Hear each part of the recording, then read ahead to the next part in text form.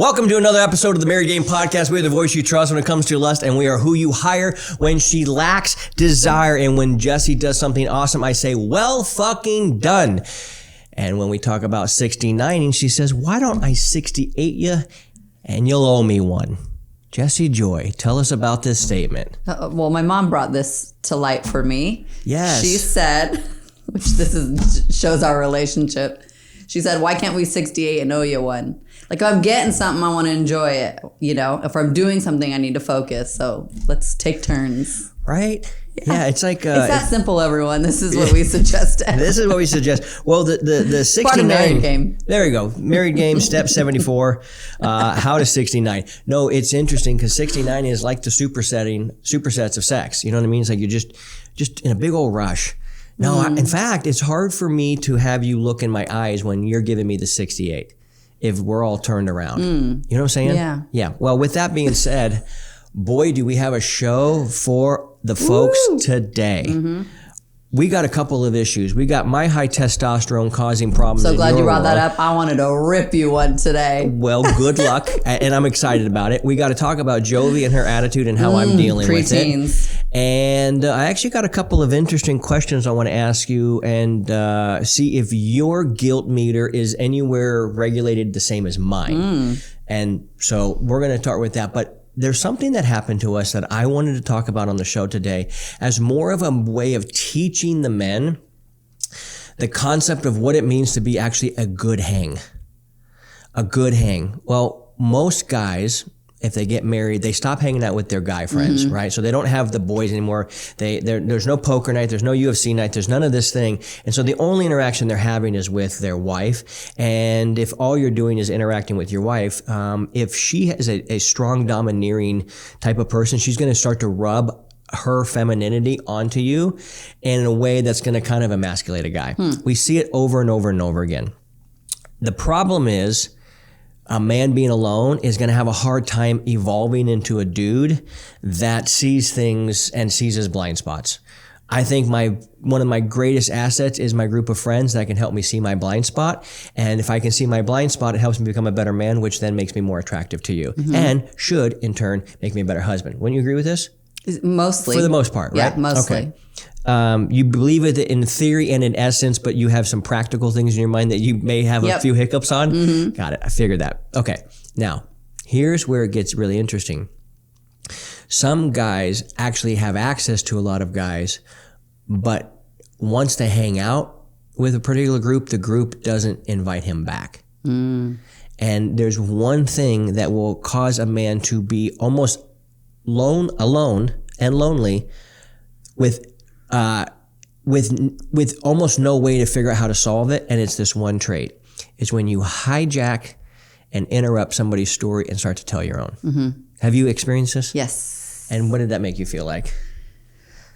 Being pretty annoyed, obviously, but overall I'm just like, well, fuck it. Like, it makes me not want to hang out with him because then I can't finish my story or I don't feel close to him if they're not listening to me too. Yeah. And it feels like they're just using your sentences as a springboard to stump back into their favorite topic of them, right? Yeah. So you don't really want them around. It's hard to say, wow, I can't wait to have you around. But a lot of you guys do this. And I notice it because I work with a lot of men and I interact with a lot of dudes in group settings. And the guy that doesn't understand this is the guy that has no idea that people behind their back are like, you can't invite him anymore. And it's this simple thing of letting somebody finish their thought, tell their story, share their idea, pause, and before you say anything about yourself ever, ask a question about what they just said. Right. You know what I'm saying? If that's the hack, that's the practice that this is a tip as their mentor, as their guy trying to tour them through being a man. Don't be the dude at the fucking party that always is talking and then takes everybody else's story and turns it back into your story to tell you more about your story. It makes me feel bad for their wives. Yeah. Because that probably happens at home. Yeah. So this is a huge turnoff. And if you're doing it around a bunch of guys, you're probably doing it with your wife. Mm-hmm. Did I used to be really bad at this? Yeah. With you? The most with me. I see you do it to, I used to see you do it to other people, but I think the most with me. But you didn't want to really hear about me because it wasn't interesting to you. Yeah. Mm-hmm. And if it wasn't interesting to me, then you basically interpreted that as I'm not interested in you. Mm-hmm. And how long is somebody supposed to stick around if they literally realize that the person that they love is not even interested in them? Mm-hmm. I said, okay, bye. Yeah. Mm-hmm. People have a really hard time. I talked with a girl at the gym today. She was telling me about her situation and everything she was going through, and she's moving out and doing all the thing. And I said, you know what's going to happen? She goes, what? I said, I'm not a prophet or a son of a prophet, but you're going to have the best year of your life. Mm. She goes, why is that? I said, because you finally stood up for yourself and said, I'm not going to allow this behavior to be something I'm settling for. Mm-hmm. Maybe not the best year per se, but the best growth year. Which will be, it means it's the best year. Right. And while watching people go through hard things, we see it specifically in married game. Guys come on and they knock on our door in that moment when like life is, they've just bottomed out. They're like, I don't know what to do about it. My heart is so ripped out and I don't know what to do. And we watch it. Yep. And people have asked me before, this is real. This isn't like people ask me this. I've been asked this twice. How is it hard to not take on the emotion of what's going on? And it used to be, but it's not even close anymore. It actually invigorates me when I hear it because I've seen so many success stories. Mm-hmm. And I've just come to the conclusion that if somebody doesn't, if you ever are going to be awakened and actually have some awareness about people around you other than yourself, you have to go through this. So you look at it as like a gift. I know it's a gift. It's not even like, hey, try this perspective on. It's like one of these days, motherfucker, you're going to wake up and see this was the greatest thing that ever happened to you. And until then, you're literally walking around in darkness. That was me. Mm-hmm. All the stories we share and the thing, I talked to a guy today and I go, you're going to come in this program. There's going to be some things that are going to be very embarrassing for you, but I want you to understand the embarrassment is going to be about 2 seconds. And we're going to move right fucking past it. And you know why? Because all the embarrassing shit you're doing, I did way worse shit. I was way more embarrassed. And he goes, it's the only reason I feel safe to talk to you is because you share about how horrible you were in your story. Yeah. I go, well, dude, ask Jesse Joy. Right? Sappy love songs to send me. Oh my gosh. The whole process the whole thing. The whole process. Oh, you know what I also told the girl at the gym today? What? I said, whatever you do, don't tell your husband about me. And she goes, what are you talking about? I said, if I get a hold of him, he'll get you back. And she goes, oh, no, it won't happen. I said, if your husband gets a hold of my book and a hold of me, you don't stand a chance. And I said, because ultimately you have kids. Yeah. Okay. And you wanted to be long-term with him because you used to be attracted to him. Yeah. Okay. So if he actually became this guy, like for real, without all this taker energy, she goes, oh my God, that's exactly what it is. I go, yeah, I know, right? So then what'd she say? And she goes, I go, thinking about it. I'm going to give you a copy of my book. And for nothing, at least you're going to know what to look for. And if you go on a first date with anybody, you better read this fucking book and make them read it before they go on a second date with you. I said, we're just saving the world here, girl. Yeah. And we are. That's the energy because you just know. You changed her whole day. That's so cute. I said, you know now. I know this. When a guy walks on her, he goes, hey man, this other guy said the funniest thing. He goes, hey, I know you say talking to your wife about making an investment, that's being a pussy and all this other stuff. And he goes, it's just where I'm at. I go, I understand where you're at. If I was selling you fitness, you would not tell me, hey Keith, just so you know, I've let myself get out of shape. I'm going to show up to this program not in shape. No shit. That's why you're calling me. The fact that you feel you have to go talk to your wife to convince her to let you become the man again is exactly why you're on my fucking doorstep. It's why she has no respect for you. This is the symptom. You're literally fucking living it right here. But you can't make this decision, which means you can't actually get out of your fucking situation because you're too afraid to make. This is the core fucking issue. You don't make this switch, you ain't getting nothing, bitch. That's the truth. You feel that? What did he respond with, though? What's that? What did he respond with, though? You're right. Yeah. Yes, coach. Good. And then I asked him some other questions like, and he's like, oh my God. This is the way. So when I see a man really down and out, I don't absorb their energy anymore. I go, oh, I know right where you're at. And we see it. Coach Heike and I were talking the other day about a client. His name's Mark.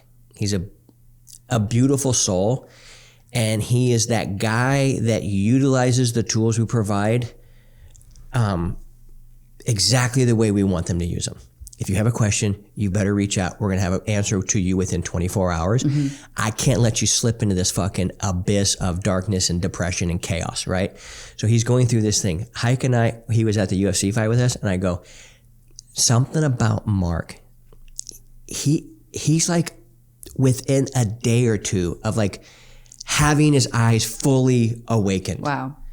He's been through the process, and between day 80 and 100 with our program. Okay. And he's used Voxer almost every day of the time.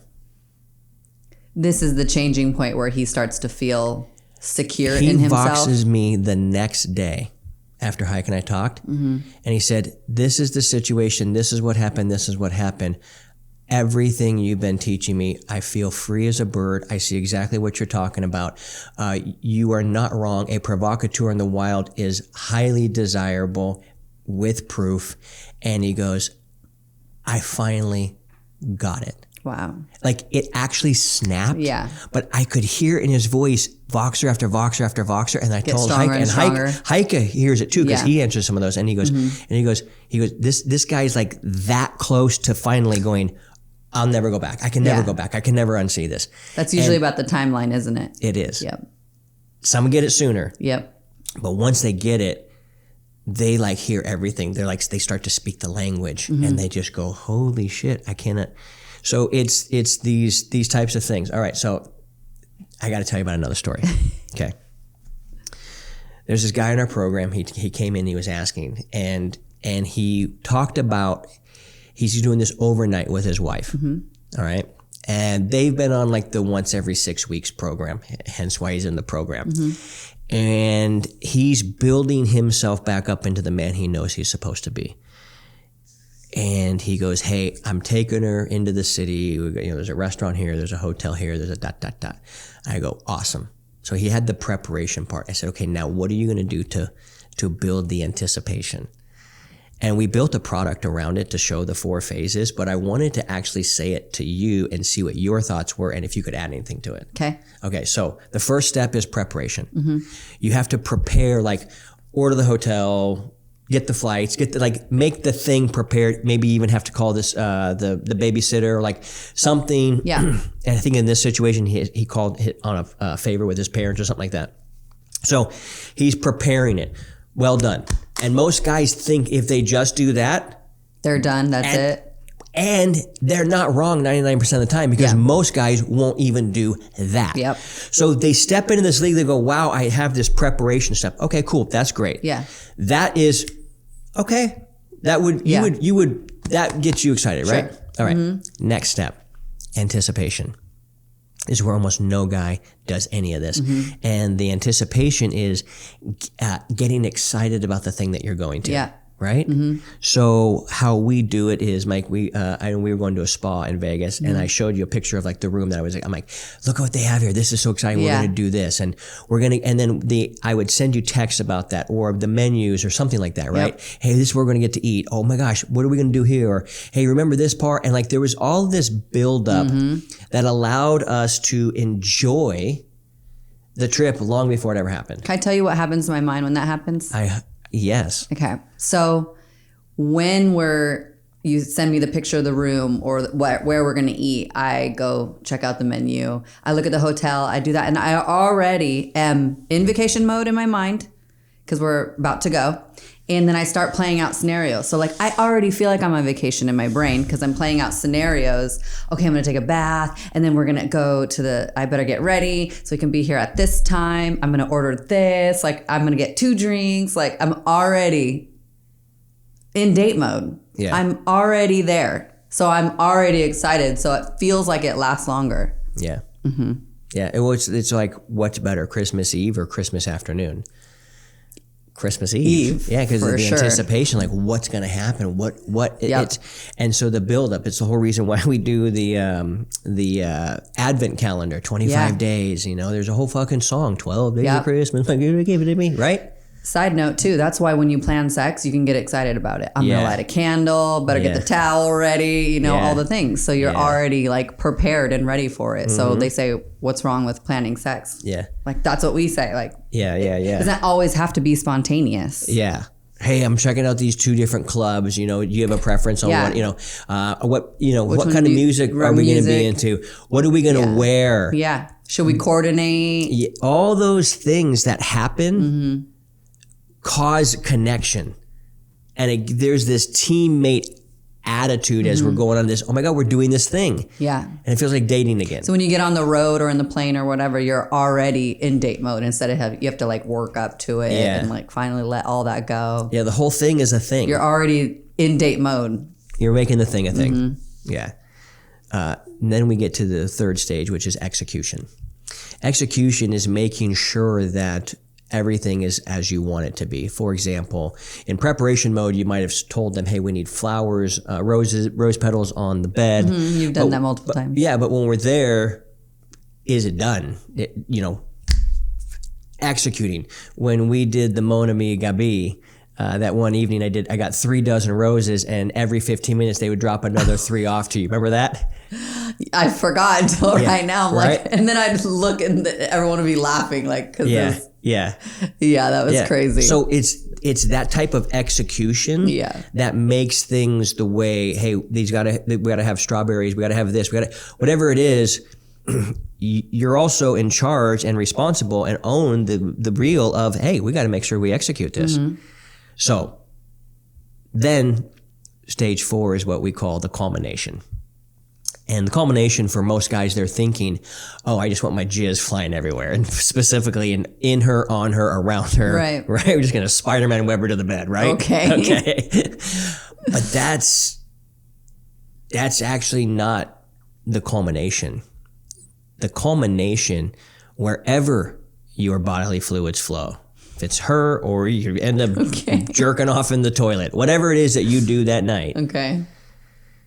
The real culmination is that you lay your head down on the bed and go, I'm that guy. I'm this guy.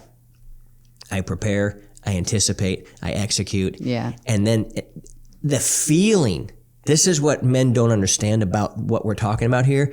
The feeling of being the guy that is better than the temporary nut that you experience as the culmination of that. Even as good as the sex is, knowing you're the fucking man who created it is even better. I never heard you say it like that. But it's what I believe. Yeah.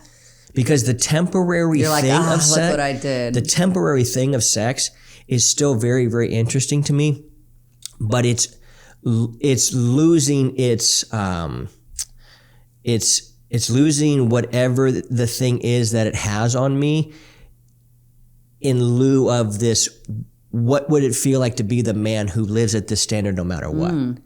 That's an internal feeling. Mm-hmm. Anybody who has a six-pack abs, they'll tell you this is the actual thing that happens is, yes, my stomach looks amazing. You should see my brain. Because the brain that manifested this, which created the actual life that made these pop, that thing is incredibly powerful. Wow. So now it's like, oh, why do I like eating healthy and actually having my physique look a way that I'm proud of? One reason. You should see how, you should feel what this feels like on the inside. The power. Yeah. Wow. You should feel what this feels. To be able to create something that then somebody's listening to and it's changing their life. Like I get messages damn near every day now, and it's getting so fun to read them about what's actually happening and changing in their life. And you go, that's exciting. The money's exciting. But dude, if you would know what it felt like to be the man or the woman that is like, I shared wisdom from our hardship and it got them through their hardship way faster, way quicker, way cleaner than us fucking bumbling around. Our gift is going to help their gift, right? Because it's a gift. Yeah. So the focus and the thing is the feeling of being able to go, I'm so glad we met, because without the stuff I'm about ready to tell you, you're a fucking goner. You're a goner. Then you'll just repeat that whole thing again. And they do. And they do. So it's why I don't even feel like we're on a mission. I feel like we're on purpose. Oh wow, I like that. Meaning, I'm on purpose. It just flows through me. I don't know how to explain it to you. I know these answers. I fuck up all these. I still fuck up these answers.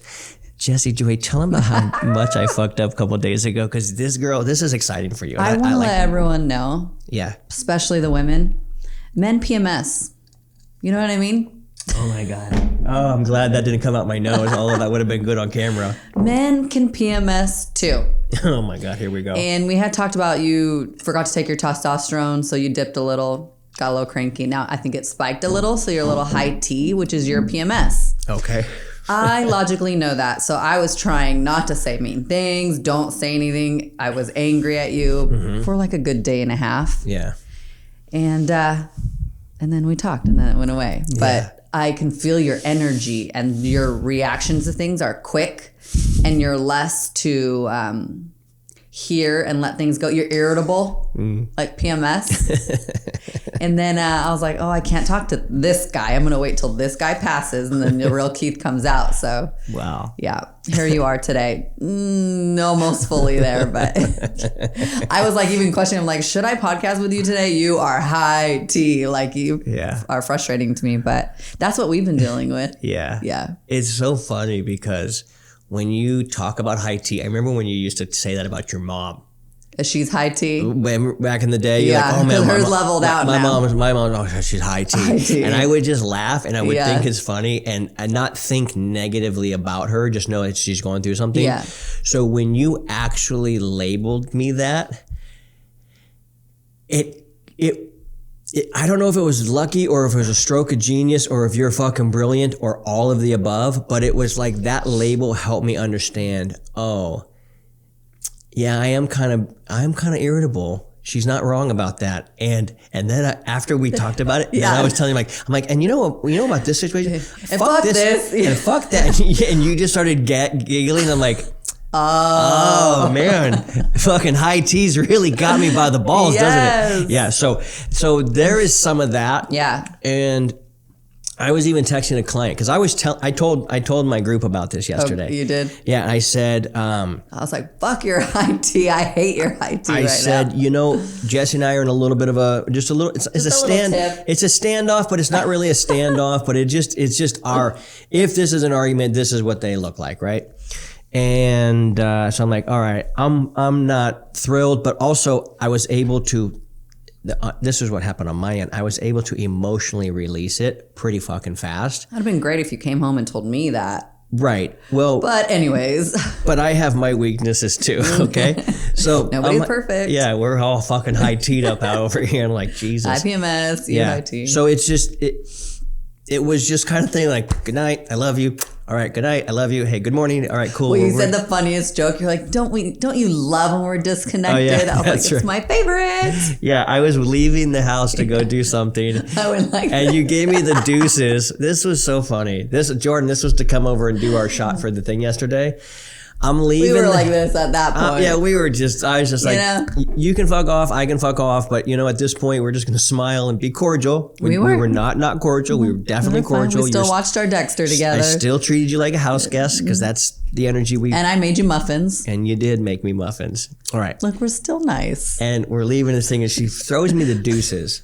Like, rather than get up and hug me and whatever, she's like, see ya. And I'm like, I go, don't you just love it when we're disconnected? Which I did crack up over that. Because it is what it is. And then you said something, I didn't hear what you said. I said, it's my favorite. You said something, and then my literally, I mumbled in my breath. I'm like, don't you say another fucking word, Keith. Don't say a wow, word. You're mature. Well, no, I'm maturing. I'm maturing. But that really happened yesterday. Yeah. And it was just like, all right, well, here's the deal. I don't want to be in a relationship where, first of all, we can't truly express who we are.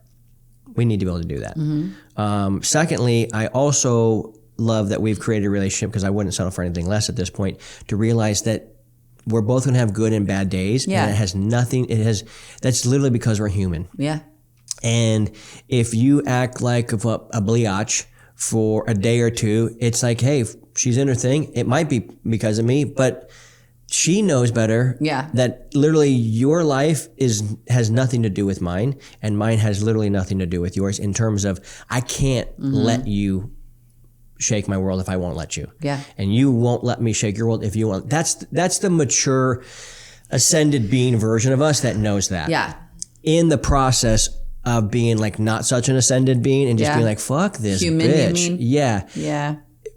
I have learned to realize that I want to be in a relationship and I want to model this simple. Hey man, some days we're going to just have some fucking shit days, and I don't even need an explanation. You're just going to fucking be pissed off.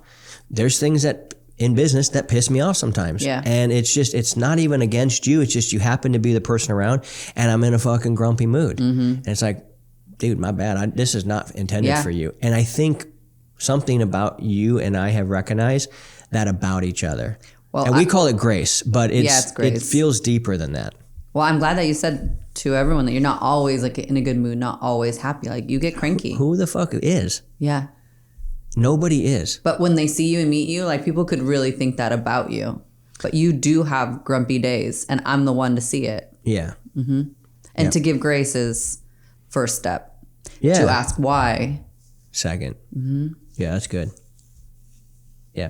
That's all right, so I got a random odd question for you. When you park in the handicap stall to pick up and drop off Jovi at gymnastics, and or pick up or drop her off at school, do you feel good or bad about that? Do you feel weird? Do you feel like I feel a little weird? Okay, you feel a little weird. Yeah. Explain that weirdness. What does that mean? Because at her gymnastics, I guess someone had said, don't park here. This was a while ago, so now I park there again because there's handicapped people, which there's not. So, and I'm only there for a second to pick her up and go. So, but I feel a little weird about it. But you feel the twinge. Yeah. Yeah, I feel it too. And when I dropped off Jovi at school this morning, I pulled in to the handicap spot. But the problem is you're so up in the front that when you drop her off, people drive behind you, so you can't actually back out real fast. So I can't back out because cars are coming behind me, and then there's like 4 or 6 moms all come out at the same time, and they all look at me. They're giving you the stink eye? Maybe or not, I felt it.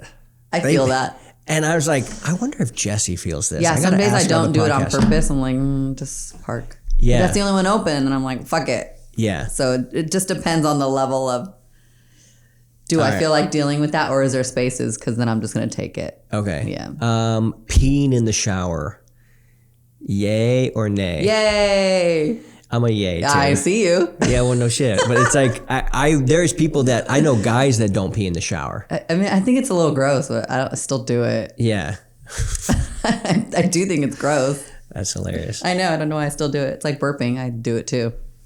Next topic. You ready? Jovi has been interesting. You're going to say farting. No. Jovi's been an interesting character lately. And I don't think I'm dealing real well with it. If I'm being, there are days where I'm doing good. There's other days where I'm not doing. It doesn't feel like I'm doing so good. Yes. Yeah. It's your irritable, less. I have less tolerance for the bullshit. Exactly. Yeah. That's exactly what I was getting at. Is like when you're already having a day, or we're kind of at it, you are quicker to snap at her for her shit. And what you should do. Is to be, you're going to have bad days. You're going to snap at her. Like, that's normal. I do it too. But to be stronger than that, to be the bigger person and be someone she can throw shit at a little bit and you still are the man and not just stooping to her level. I think today you had a little bit of a hard day with that. Yeah, I don't know that I did anything wrong today. I liked my position today. It's still frustrating though. My position today was just asking her questions about things she's doing. She needs to. I would say a little snarky-ish though. You were in a mood. Yeah, but you weren't there and you didn't hear. I wasn't. But I know you. Yeah, okay. When you have the less tolerance, like your tolerance meter is right there. You're less of the person just. That's actually what's happening. That's high tea, huh? God, that really it's something happening because like just her tone. It's just like her mama's. It's driving me nuts. But she hasn't done the work to get here. It's just literally like born like that. That's how I was born, and she hasn't heard me do it as much because I've learned a lot and grown. That's still in her. You know, and she's the preteen, so she's throwing that sass like constantly. And what I tell her is like, "Ooh, you're getting a little sassy for me." She's like, "They're just jokes," which because they're funny, but they're not. Sometimes it's not that funny. I'm like, "You're a little too sassy for me today." That's your answer to her, and just leave it and let it go. And because when you like call her out or like in the real world, you know how you do like a dad that she's going to like hold it against you and then kind of be mad at you. But if you just like shut it down, don't play into it and move on, she'll kind of get a better attitude. And the line is, I say, you're getting a little too sassy for me. You're getting a little too sassy for me. Something like that. Okay. Yeah.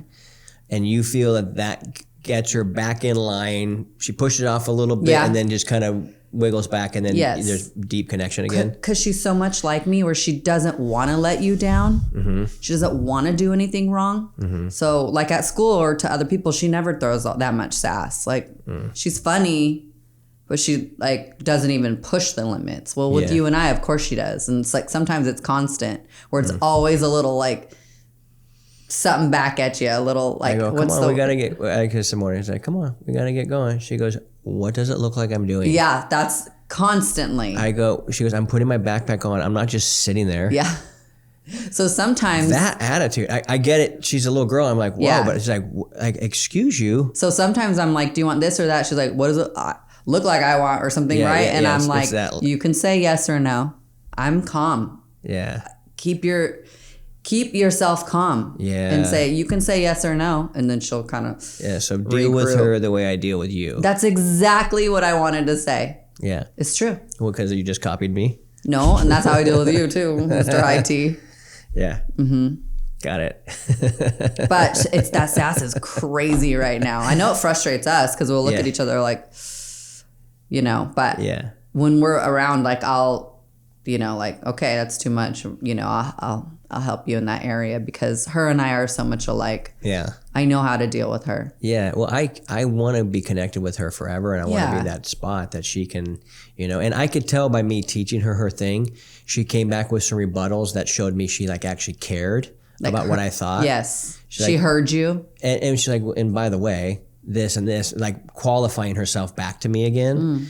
And she was like, oh, you think I see a lot? She goes, I barely say anything. You should see this girl at my school. She says literally everything. And they are sassy right now, all her friends too. So she's like, I think her little brain is going, oh, Dad, don't put me in that category. I'm not that person.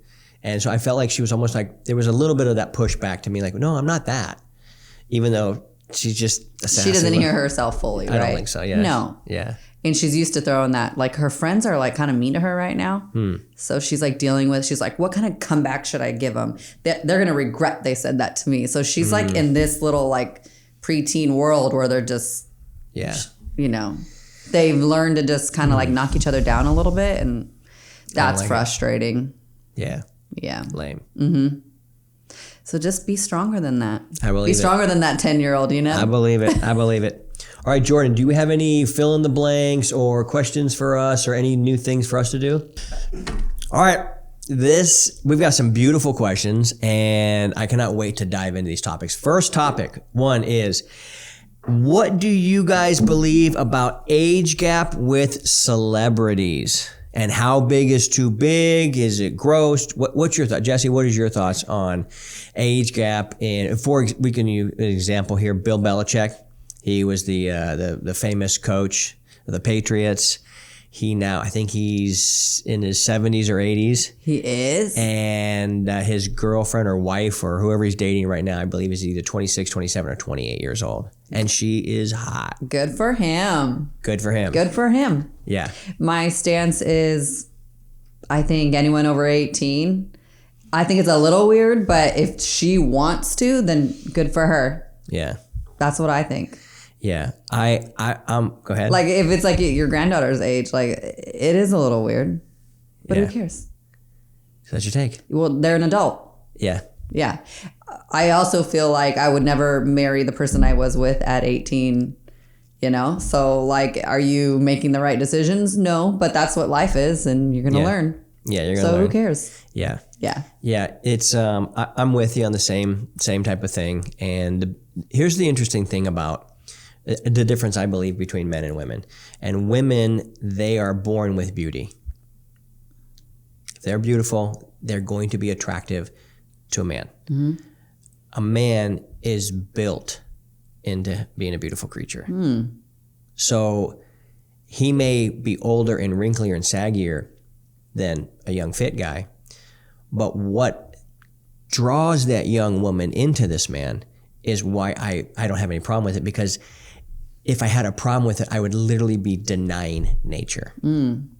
What does a young, beautiful woman want? She wants security. She wants safety. She wants those types of things. Maturity, intelligence. Wisdom.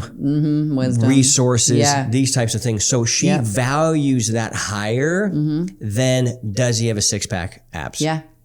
So if he values that higher, if she values that higher, this man he's an exceedingly valuable catch. And she would know this 28-year-old is laughing in her heart to everybody who's scorning whatever. And she's going, are you kidding me?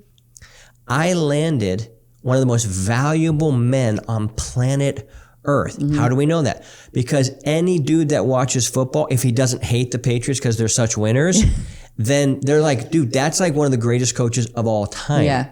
And so he has respect among men. He's a god among men, amongst most men who like that sport.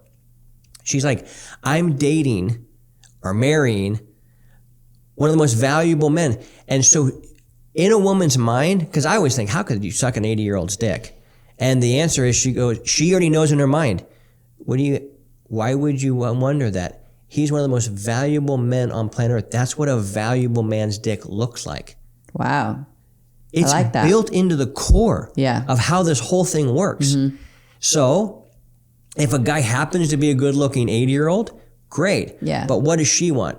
She wants to experience the best life has to offer, and for her genes to be able to experience the best life has to offer. She didn't ask to be wired that way. She don't give a fuck if you judge her. Yeah. Her insides are going, dude, I literally got the apex predator on the entire fucking earth to say he wants me. Anybody has an issue with that, I think, is just jealous. Projecting something else. That's what it all is. Yeah. Yeah. I agree. You can't, that's too big of an age gap. Apparently not for them. That's what I think too. And who the fuck are you to say what is, you know what I'm saying? Yeah. If they're an adult and consenting age, then of course, what is your problem? But this is the problem if anything goes out of the heteronormative way of thinking of sex. They just are like, oh, well, and they don't even know. And it's like, they're just stymied and stuck. Judge. So I think it's beautiful. I think a man gets more attractive and more beautiful with age. That wisdom is attractive. And that wisdom usually produces deep empathy and connection and resources to be able to enjoy.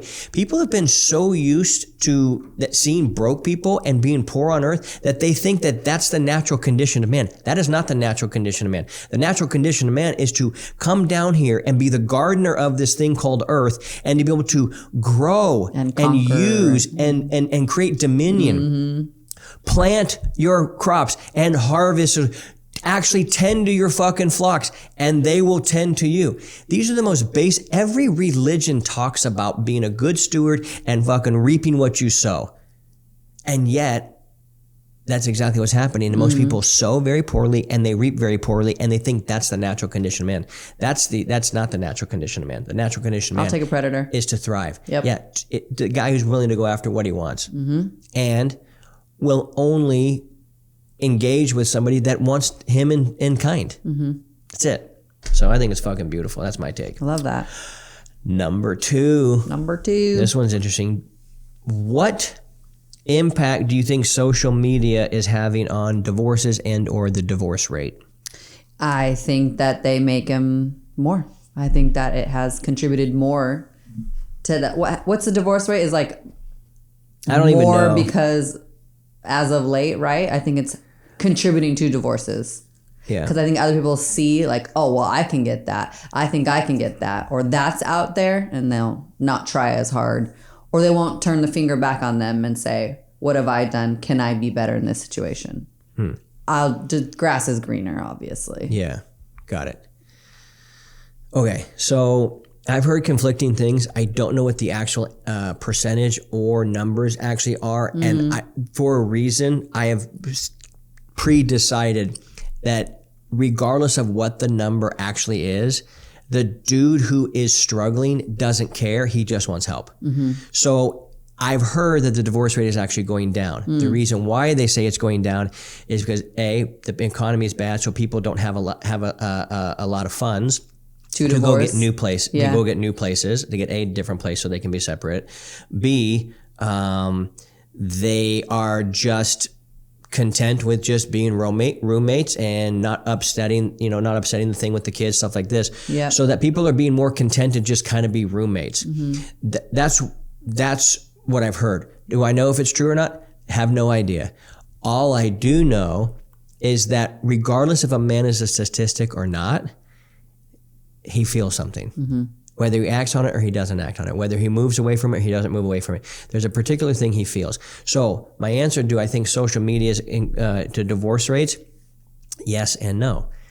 Yes, possibly because of the green pasture theory. I think you're 100% right on that. They go, well, shit, why can't I have that? And they might leave something and go after that, or they'll chase somebody through a DM thinking it's real and it's not. They're like, oh fuck, here I am again with me.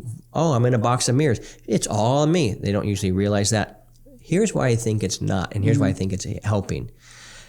There's actually some people that are voices on there saying, here's how you can fix this situation. So for the 450 guys that have come through our program, who you follow, right? It always depends on what channel you're listening to and everything in life. Yeah. So if a guy is struggling with his marriage and he comes across our channel and he goes, oh shit, wait, there's hope. Well, if they're like the 450 guys that come to our program, they found hope. Yeah. But that's only 450 dudes.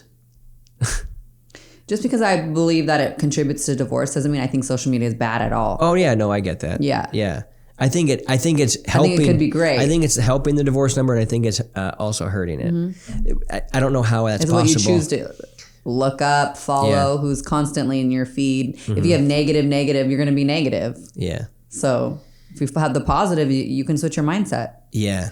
Yeah. It could be a tool. Yeah. So I think there is a negative impact, but I think that the positive impact is literally following right behind it, almost negating it. Not maybe entirely, but I think it's chewing a lot of its, whatever is happening negatively to it, almost as much as happening positively. I'd say negative probably outweighs it. Because people are seeing access to more things that they think are real that actually aren't. Yeah. And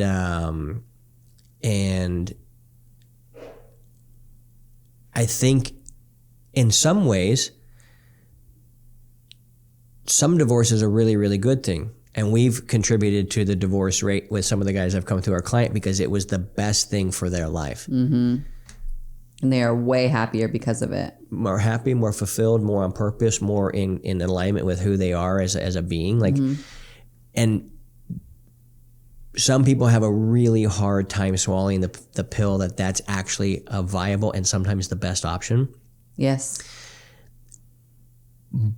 but it's never the right almost never the right option until you've truly cleaned your side of the street, which is going to require a ton of owning why you've caused so much shit in your relationship, of why it is that way. But once a man actually does that, he sees things very, very differently. But that is the hardest thing. We have friends that still don't see it. And you're just like, man, you're such a powerful human being and you just don't get it. But when you do, you're going to be a powerhouse. When you get it, boy. And it's, you know, in those situations where you see somebody who is really powerful, but they're not getting it, the feeling for me is like, oh, dude, there's like, I want to like unstrap them so they really become who they really are. And you're like, you are so special and you have a very beautiful foot smashed into a very small shoe. And if you could let that shoe go, oh my gosh, you're going to just feel differently about yourself. So I think in light of that, that is a core truth that I don't think if a man really deals with what divorce really means and what it really is, and he can't quite get it out of his religious context, if he can't push that conditioning just away enough to gather some perspective, it can work, and we have helped guys make it work, but the tooling that they were able to tap into to get where they really wanted to go was very limited. Have you experienced? You've seen that. Yeah. So, anything else you want to say? No. Anything else you want to do? I like your analogy of the shoe because you just got a bigger shoe that fits you better, and you're like, it changed my whole life. So your analogy on the shoe is funny. Yeah. It's perfect. How can I go an entire life with shoes that are a size too small? I don't know. And my toes aren't all fucked up, and I don't have any. It's probably why your toe hurt all the time. Yeah. I was like, whoa, I just started like hate. I'm like, the shoes are just dumb. Why are we wearing these things? I just want to get rid of them. And so there we go. This is the way of being a man, is always growing and always experiencing and always expanding and saying, hey, what situation can I put myself in that can expose me to things that I'm not seeing? It's the hardest. It's the hardest work to actually just really be open and honest and have people help you in a way that you really need. So that being said, if you are sitting here, you're listening to this and you're going, man, what these guys are saying is just really intriguing and I need help in my marriage. It can be so, it can make you feel so like weak or so inept to have to reach out and talk to somebody about this. But what else are you going to do? The same shit you're doing now that's not working? Like, how much do you have to beat your head against the wall? How much do you have to double down on shit that doesn't work? How much longer do you have to just torture yourself with all this fear of rejection and all this hate and all this resentment? How long? When there's a proven path and a plan that you could literally submit yourself to and walk through, and all of this would be gone in 90 days or less. I don't know. As for me, if I have a problem that's that fucking big, well, I did. When you left, I hired 3 coaches because I'm like, I got to figure this thing out. So we figured it out. We have it at marriedgame.com. All you got to do is go there, click a few buttons, watch a few videos, and you can jump on with one of us and chat with us about your situation. So that being said, keep crushing it. That shit, it's contagious.